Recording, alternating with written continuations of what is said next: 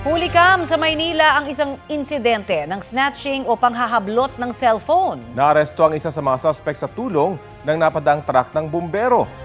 Balita hatid ni Bea Pinlac. Tinatahak ng mga tauhan ng Bureau of Fire Protection ng Tayuman Street sa Barangay 353, Santa Cruz, Maynila nang makita nila ang dalawang lalaking ito na sakay ng motorsiklo. Ang angkas ng motor, biglang hinablot ang cellphone ng pasahero ng tricycle na nakaparada sa tabing kalsada. Hinabol po nung biktima yung nanghablot po ng cellphone niya.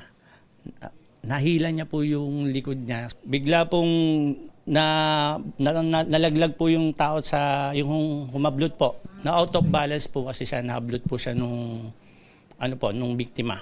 Ayon sa pulisya, malaki ang tulong ng BFP sa pagkakaaresto sa lalaking nanghablot ng cellphone. Nung time na po na nahablot na po nung suspect yung cellphone po nung biktima natin, papadaan din po yung fire truck ng BFP natin. So ang nangyari po, hinarang nila yung motor na sinasakyan po nung suspect natin.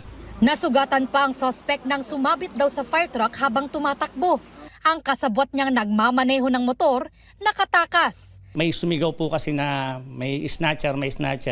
Kasalukuyan pong nandun po yung pulis natin na nagpapatrolya. Agad pong na-respondan yung tao pong nangailangan ng tulong. Naresto ang 23 anyos na suspect na tumangay sa cellphone. Ayon sa pulisya, humigit kumulang 10,000 piso ang tinatayang halaga nito. Aminado ang arestadong suspect sa pagnanakaw. Nawa ko lang po yun kasi sa hirap ng buhay. Kapos po sa pera, first time lang po yun.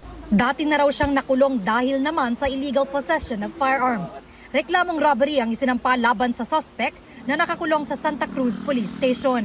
Patuloy na tinutugis ang kasabwat niya. Bea Pinlac, nagbabalita para sa GMA Integrated News.